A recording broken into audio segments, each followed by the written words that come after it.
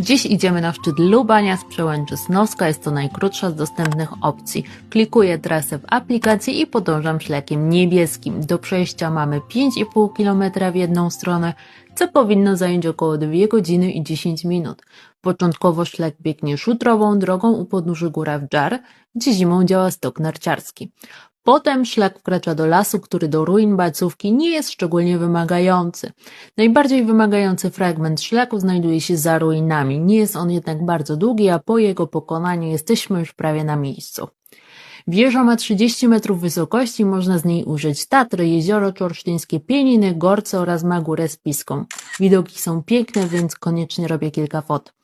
Polana w okolicy wieży sprzyja śniadaniu na trawie, więc przed obraniem drogi powrotnej koniecznie z tego skorzystajcie. Pamiętajcie, żeby dodać w apce zdjęcia z wyprawy i odebrać zasłużone odznaki. Do następnego!